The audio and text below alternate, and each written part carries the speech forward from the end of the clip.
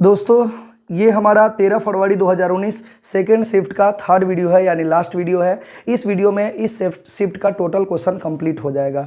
इस वीडियो की शुरुआत दोस्तों हम लोग बोर्ड पर लिखे गए प्रश्न से करेंगे, जो मैंने पिछले वीडियो में आप सभी को बनाने के लिए दिया था। तो चलिए दोस्तों पहले इस क्वेश्चन को बना लेते हैं, उसके बाद हम लोग आगे के प्रश्न जो बचे हैं इस सेट के उसकी हम लोग शुरुआत करेंगे और कंप्लीट करेंगे। तो चलिए दोस्तों ध्यान दीजिएगा, क्वेश्चन है कि 528 माइनस 24 गुने 4/3 का 25/7 भागा 1/2 बोर्ड मास के फॉर्मूले के हिसाब से पहले हमारा काम ब्रैकेट का होना चाहिए जो कि नहीं है, उसके बाद का होना चाहिए जो कि है यहाँ, और उसके बाद भाग का, फिर गुना का, फिर घटाव का करेंगे। तो पहले का काम करेंगे यहाँ, तो का काम करेंगे तो यहाँ पे पहले हम का काम करते हैं, लिख लेते हैं 528 माइनस 24 गुने 4/3 का मतलब गुना 25/7 भागा 1/2। बारीकियां ध्यान दीजिएगा, ये गुना और ये गुना में बहुत अंतर है। ये गुना है भाग से छोटा वाला, ये गुना जो है ना का वाला है। तो पहले हम लोग इसका काम करते हैं, ये इसको पहले एक साथ करते हैं। तो पहले ये कटने वाला हो तो पहले इसको काट लीजिए, नहीं कटेगा तो 25 चौका 100/21 हो जाएगा। यानी हम इसको लिख सकते हैं कि 24 गुना 100/21। अब भागा, अब हम लोग भागा में 1/2 लिखते हैं और ये हम लोग 528 लिखते हैं। अब देखिए, अब यहाँ पे भागा है और उससे छोटा वाला ये गुना है, ये का वाला नहीं है, का वाले को मैंने एक साथ कर लिया। अब पहले भाग का काम करेंगे तब गुना का, भाग का काम करेंगे तो इसको हम लोग गुना में लिख देंगे और पलट देंगे 2/1। 1/2 हो तो भाग का क्रिया करते हैं तो गुना में चेंज करते हैं, तो नीचे वाला ऊपर, ऊपर वाला नीचे कर लेते हैं। अब यहाँ पे क्या करेंगे, पहले हम इसका काम करते हैं, नहीं कटेगा तो यहाँ पे हो जाएगा हमारा 100 दूनी 200/21। तो हम इसको काट के 200/21 लिख सकते हैं। अब देखिए गुना है फिर घटाव है, तो पहले गुना का काम करेंगे तो 3 × 24 और 3 × 21 यानी 2 × 1600/7 यानी 528 माइनस 1600/7 कर लेंगे। अब यहाँ पे क्या करेंगे, बट्टा का घटाव निकाल लेंगे, इसमें इससे गुना करेंगे क्योंकि बट्टा में यहाँ कुछ नहीं है, गुना करके घटा के फिर बना लेंगे। तो 7 × 8 = 56 के 6 हासिल 5 और 7 दूनी 14 5 19 के 9 हासिल 1 7 बचे 35 1 36। अब माइनस में हो जाएगा 1600, अब बट्टा में हो जाएगा 7। 6 में से 0 गया 6 और 9 में से 0 गया 9 और ये 6 में से 6 गया 0 और 3 में से 1 गया 2। 2096/7 यही आपका आंसर होगा, 2096/7 जो कि पहला ऑप्शन में है, यही आपका आंसर होगा मेरे भाई। अब अगला प्रश्न देखते हैं दोस्तों, इस सेट का क्वेश्चन देखते हैं। क्वेश्चन है पहली वस्तु का क्रय मूल्य 480 रुपये है और दूसरी वस्तु का विक्रय मूल्य 480 रुपये है। यदि पहली वस्तु पर 20% लाभ होता है और दूसरी वस्तु पर 20% की हानि होती है तो कुल हानि बताना है कि कितना होगा। बहुत खूबसूरत प्रश्न है। जब भी कुल हानि या लाभ प्राप्त करना हो तो पहले कुल क्रय मूल्य यानी खरीदारी मूल्य और कुल विक्रय मूल्य यानी बेचने वाला मूल्य ये पता लग जाए तो हमें लाभ हानि पता चल जाएगा। तो हम लोग पहले कुल क्रय मूल्य पता करते हैं। तो पहले एगो का तो क्रय मूल्य हमको पता है कि 480 रुपये है, ठीक है। अच्छा, और एगो का क्रय मूल्य 480 है और दूसरे वस्तु का विक्रय मूल्य दिया हुआ है हमारा, तो दूसरे वस्तु का ये वस्तु है, ठीक है, इसका हमें विक्रय मूल्य नहीं पता है, ठीक है। और दूसरे वस्तु का जो है ना वह विक्रय मूल्य हमको पता है SP2, तो विक्रय मूल्य है हमारा 480 रुपया, ठीक है। तो देखिए पहले वस्तु का हमें विक्रय मूल्य पता करना है और दूसरे वस्तु का हमें क्रय मूल्य पता करना है, CP2 हमें पता करना है। तब जाकर हम दोनों का क्रय मूल्य और दोनों का विक्रय मूल्य पता कर लेंगे, लाभ हानि हमें पता चल जाएगा। अब बोला है कि पहली वस्तु पर 20% का लाभ होता है, ठीक है, यानी जो क्रय मूल्य पर खरीदा गया है ना पहली वस्तु उस पर 20% का लाभ होता है। अब देखिए ये 20% का लाभ होगा तो 480 गुने 20% लाभ का मतलब होता है 6/5, तो 6/5 हम कर लेंगे। तो यहाँ पे ध्यान दीजिए विक्रय मूल्य में चेंज हो जाएगा यानी विक्रय मूल्य निकल जाएगा। तो 5 × 9 = 45, 3 × 5 = 30, 6 × 6 = 36 के 6 हासिल 3 6 9 = 54 3 57 576 रुपया इसका विक्रय मूल्य आ जाएगा पहल का। और दूसरे पर बोला है दूसरी वस्तु पर 20% की हानि होती है, यानी कि 480 में बेचने पर 20% की हानि होती है। 20% हानि का मतलब होता है 4/5। अब बताइए कि अगर 480 रुपये में बेचने पे घाटा लग रहा है तो खरीदा होगा 480 से ज़्यादा में, तो ज़्यादा लाना हो तो ज़्यादा वाला ऊपर यानी 5 ऊपर 4 नीचे करके हम CP2 इसका निकाल लेंगे। तो 4 से 12 × 48 और ये 12 × 5 = 60, 600 रुपया इसका क्रय मूल्य आ जाएगा। अब बताइए मेरे भाई, हमको दोनों का पहली वस्तु का क्रय मूल्य और दूसरे का भी क्रय मूल्य पता चल गया, पहली वस्तु का विक्रय मूल्य और दूसरे का भी विक्रय मूल्य पता चल गया हमको, ठीक है। अब हम आराम से लाभ हानि निकाल सकते हैं। तो पहले टोटल क्रय मूल्य हो गया 600 और 400, 1080 रुपया जो है वह कुल CP निकला। ठीक है। और कुल एसपी को जोड़ेंगे तो देखिए 576, और ये तो एसपी ऑलरेडी है मेरा, तो 576 और 480, 606 और 8 7 15 के 5 हासिल 1, 5 4 9 1 10, 1056 रुपया जो है टोटल विक्रय मूल्य जो है वो हमारा आ गया। ठीक है, कुल विक्रय मूल्य। अब बताइए कि कुल खरीदे 1080 में, आप बेच रहे हैं 1056 में टोटल को, तो हानि होगी हमको, हानि कितना की होगी, तो जितना ये कम में बेचे होंगे उतने की होगी। तो 10 में से 6 गया 4, 7 में से 5 गया 2, यानी 24 रुपए की हानि होगी। यही आपका आंसर होगा, 24 रुपया ऑप्शन नंबर सी में होगा, यही आपका उत्तर होगा मेरे भाई। तो उम्मीद करता हूं कि अच्छे से समझ में आ गया होगा आप लोगों को। अगला प्रश्न है, यदि दो संख्याओं का महत्तम समापवर्तक 12 है तो निम्न में से कौन सा उनका लघुत्तम समापवर्तक नहीं हो सकता है। ये तो जिसको कंसेप्ट पता होगा महत्तम लघुत्तम का वो मुँह ज़बानी बना लेगा। जैसे किसी का महत्तम जो है ना, जो भी दिया हो उसका लघुत्तम जो होता है ना महत्तम से पूर्ण रूप से विभाज्य होता है। तो कोई भी लघुत्तम जो भी होगा वो महत्तम से कटने वाला होगा, लेकिन यहाँ बोल रहा है कि लघुत्तम नहीं हो सकता है, यानी कि जो महत्तम से नहीं कटने वाला होगा वही आपका आंसर होगा। तो देखिए ऑप्शन में यहाँ 60 है, 24 है, 80 है, 48 है, जिसमें आपका सभी कट रहे हैं, 80 नहीं कट रहे हैं, तो यही लघुत्तम समापवर्तक नहीं होगा। यानी 12 से जो नहीं कटने वाला होगा वो आंसर होगा, जो कि 80 नहीं कट रहा है, यही लघुत्तम समापवर्तक नहीं होगा। तो ऑप्शन नंबर सी आंसर हो जाएगा आपका। अगर बोलता कि लघुत्तम समापवर्तक कौन है तो 12 से कटने वाला एगो देता, बाकी सब नहीं देता, तो जो कटने वाला होता वो आपका लघुत्तम होता। ठीक है, तो इसका ऑप्शन नंबर सी होगा। अगला प्रश्न देखते हैं। अगला प्रश्न है, दो त्रिभुजों के क्षेत्रफलों का अनुपात 6:1 है तथा उनके आधारों का अनुपात है 3:2, तो उनके ऊंचाई का अनुपात पूछा जा रहा है। ध्यान दीजिएगा, दो त्रिभुज है, उसके एरिया 1 एरिया 2 लिख दिए। एरिया 1 एरिया 2 का रेशियो है 6:1, और चूंकि त्रिभुज का क्षेत्रफल होता है 1/2 गुने बेस इंटू हाइट। ठीक है, और यहाँ भी होता है 1/2 गुने बेस इंटू हाइट, यानी आधार गुने ऊंचाई। ठीक है, ये तो 1/2 से 1/2 खत्म हो जाएगा। और आधार का रेशियो दिया हुआ है, तो आधार का रेशियो है एगो 3 है एगो 2, तो यहाँ 3 लिख देंगे, पुट कर देंगे। और यहाँ तो H1 पूछ ही रहा है, तो ये 3H1 रेशियो, यहाँ पे 3:2 है, यहाँ 2 पुट कर देंगे, इंटू है H2 हो जाएगा। ठीक है, अब बताइए कि ये काटने के बाद जो है ना, ये तो एरिया का रेशियो ये भी है, ये भी एरिया का रेशियो है, तो हम क्या करेंगे, दोनों एक दूसरे के बराबर कर लेंगे। तो लिख देंगे 3H1 अब बटा 2H2, ये रेशियो अब बराबर में हो जाएगा ये रेशियो, क्योंकि ये भी एरिया का रेशियो ही है। देखिए 1/2 गुने आधार गुने ऊंचाई किए हुए हैं, तो दोनों एरिया का रेशियो बराबर कर लेंगे। हम यहीं पे काट लिए थे, नहीं तो हम यहाँ लिख के काटते, वो यहीं पे हम काट लिए थे, दोनों बराबर। अब H1 H2 का मान निकाल लीजिए, तो हो जाएगा आपका 3 दूनी 6 और यहाँ 2 दूनी के 4, यानी H1 बटा H2 बराबर 4, 2 दूनी के 4 बटा 1, यानी 4:1। यही आपका आंसर हो जाएगा। तो 4:1 आपके ऑप्शन नंबर बी में है, यही आपका उत्तर होगा मेरे भाई। अब अगला प्रश्न देखते हैं। अगला प्रश्न है कि एक राशि पर 4 वर्षों का साधारण ब्याज 24,000 रुपये है तथा समान राशि का समान ब्याज दर से 2 वर्षों का चक्रवृद्धि ब्याज, जो कि ब्याज का संयोजन वार्षिक किया गया है, 12,750 रुपया है। तो ब्याज की दर प्रतिशत वार्षिक कितनी है? ये प्रश्न बहुत ही महत्वपूर्ण है और बहुत ही अच्छा है। देखिए दोस्तों, साधारण ब्याज में ना 4 वर्ष का साधारण ब्याज अगर हमारा 24,000 है, तो 1 वर्ष का हम आराम से 24,000 अब बट्टा में 4 करके 6,000 निकाल सकते हैं, क्योंकि हर साल साधारण ब्याज बराबर लगता है, इसलिए मैं यहाँ 6,000 निकाल लिया था। 1 साल का साधारण ब्याज 6,000 आ गया। ठीक है, अब देखिए, अब 2 साल का अगर साधारण ब्याज बोले तो सीधे 1 साल का 6,000 था, 2 साल का 6 दूनी 12,000, क्योंकि साधारण ब्याज हर साल बराबर लगता है, तो 6,000 हर साल लगेगा, तो 6 चौका 24,000 था, तो 1 साल में 6,000, 2 साल में 12,000 हो जाएगा। तो 2 वर्ष का जो साधारण ब्याज होगा वह 12,000 रुपये होंगे। ठीक है, लेकिन 2 वर्ष का चक्रवृद्धि ब्याज जो है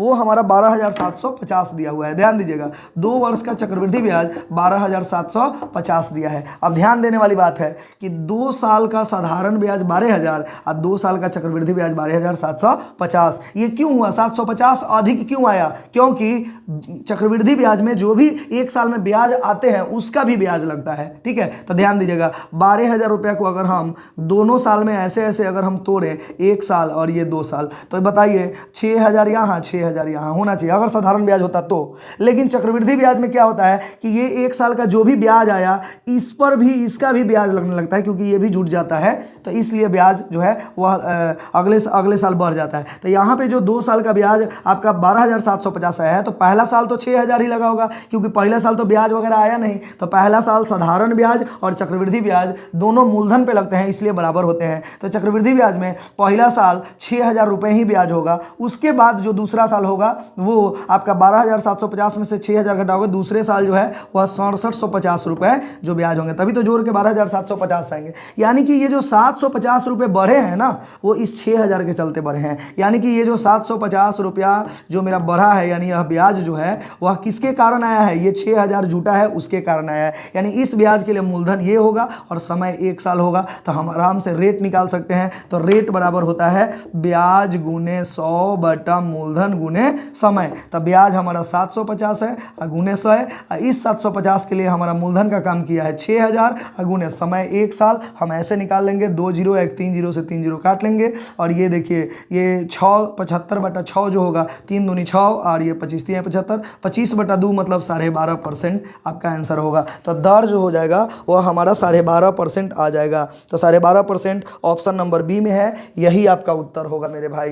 तो ये कंसेप्ट आपको अच्छे से समझ में आया होगा। अगर नहीं आया हो तो एक बार वीडियो को पीछे ले जाइए और फिर से देखिए। एक बार मैं फिर से शॉर्ट में बता देना चाहूँगा कि पहला साल साधारण ब्याज और चक्रवृद्धि ब्याज बराबर लगते हैं, इसीलिए ये 6,000 रुपये जो है 1 साल में लगा, साधारण भी 6,000, चक्रवृद्धि भी 6,000। लेकिन दूसरा साल में जो ये 6750 हुआ है, वो 750 जो है एक्स्ट्रा हुआ है 6,000 से, वो इसके लिए, इसके चलते हुआ है, क्योंकि ये जुट जाता है और अगले साल का जो है इसके कारण ब्याज बढ़ता है। तो ये 1 साल में 750 जो ब्याज बढ़ा है और ये मूलधन, इसके लिए मूलधन का काम 6,000 किया है। तो रेट बराबर ब्याज गुने 100 मूलधन गुने समय से ब्याज 750 गुने 100 6,000 गुने 1 कर दिए हैं और 12.5% रेट निकाल दिए हैं। उम्मीद करता हूँ कि अच्छे से समझ में आया होगा।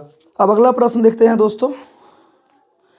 क्वेश्चन है, एक दुकान में 60 वस्तुएं हैं, 30 वस्तुओं का औसत मूल्य 30 है और शेष वस्तुओं का औसत मूल्य 35 है। तो सभी वस्तुओं का मिलाकर औसत मूल्य पूछा जा रहा है। तो ध्यान दीजिएगा दोस्तों, सभी वस्तुओं का औसत मूल्य बोला है। तो औसत मूल्य बराबर होता है कुल संख्याओं का योग, कुल योग अब बटे कुल संख्या।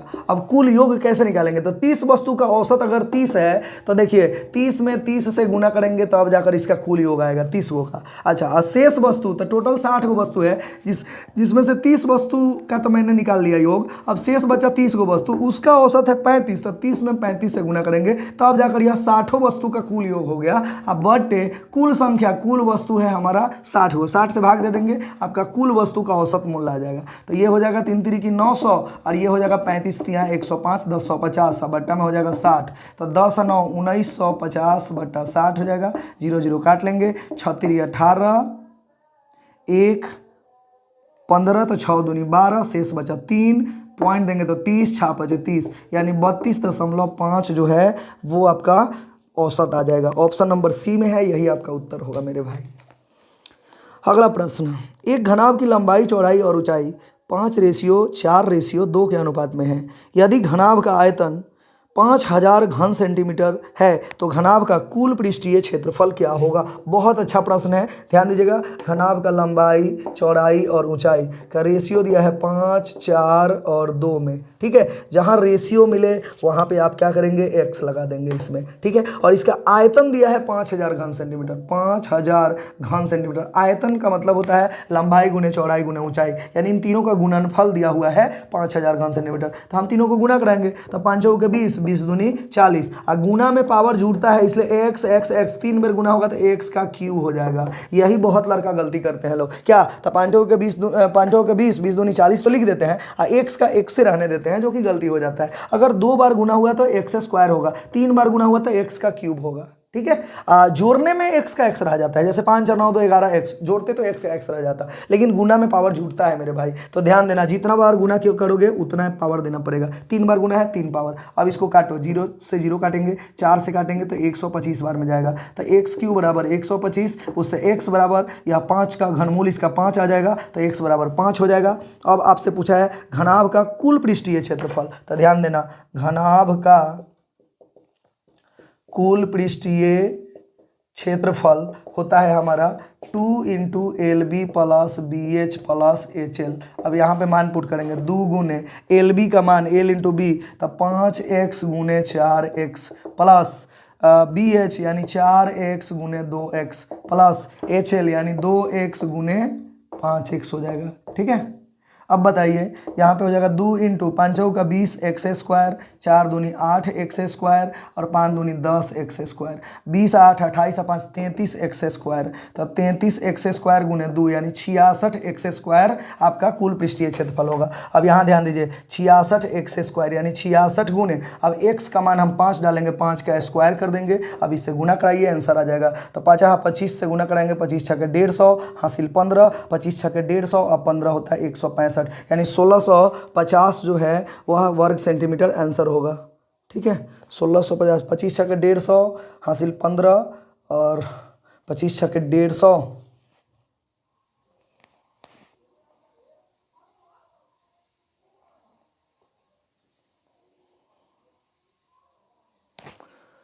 20 8 28 10, 20 8 28 10 38 होगा। सॉरी यहाँ पे मिस्टेक हुआ है, 38 दूनी होता है 38 दूनी 76x², और 76x² जब हो जाएगा ना तो 25 छके 150 हासिल 15, 25 सते 175 और 175 अब 15 190 होगा। ठीक है, तो 1900 वर्ग सेंटीमीटर, 1900 वर्ग सेंटीमीटर ऑप्शन नंबर सी में है, ये आपका आंसर हो जाएगा मेरे भाई। ठीक है, अगला प्रश्न है P रेशियो Q बराबर 7:8, तो P² बटा Q रेशियो Q² बटा P का मान क्या होगा। तो पहले तो इस रेशियो के बट्टा में से हटाने के लिए सीधे क्रॉस मल्टीप्लाई कर दीजिए, तो हो जाएगा PQ और ये हो जाएगा QQ। अब डाल दीजिए यहाँ, P का मान है आपका 7, 7 का Q, QQ यानी 8 का Q, 7 का Q 343, 8 का Q 512, यही आपका आंसर होगा। 343 रेशियो 512, तो ऑप्शन नंबर बी आंसर हो जाएगा। देखिए बारीकी से ध्यान दीजिएगा कि ये इसका मान 343 रेशियो 512 होगा, अगला ऑप्शन में 512 रेशियो भी 343 है, पलट के भी, तो पहले जो आया है वही आंसर मारेंगे, ये जो क्रॉस मल्टीप्लाई करके, तो 343 रेशियो 512। ठीक है, तो इस वीडियो में इतना ही रहने देते हैं दोस्तों। ये सेट कंप्लीट हो गया, 13 फरवरी 2019 सेकेंड शिफ्ट का था। इसमें एक लास्ट क्वेश्चन जो बचा है वो मैं आप लोगों को बनाने के लिए दे रहा हूं, और अगले वीडियो की शुरुआत जो मैं करूंगा अगले सेट का, उसमें मैं इसी क्वेश्चन से उस वीडियो की मैं शुरुआत करूंगा। तो एक क्वेश्चन जो है ये मैं आप लोग को दे रहा हूं, कमेंट बॉक्स में इसका आंसर आप लोग लिखकर जवाब दीजिएगा। ठीक है, तो क्वेश्चन है 1400 लड़के तथा 900 लड़कियों ने एक परीक्षा दी, यदि 52% लड़के और 68% लड़कियों परीक्षा में उत्तीर्ण होते हैं तो परीक्षा में अनुत्तीर्ण होने वाले विद्यार्थियों का प्रतिशत क्या है। ऑप्शन ए में है 58.26%, बी ऑप्शन है 36.28% और सी ऑप्शन है 41.74% और डी ऑप्शन है 63.72%। इसका आंसर आप लोग कमेंट बॉक्स में लिखकर बताइए, और मिलते हैं फिर अगले वीडियो में दोस्तों। जय हिंद दोस्तों।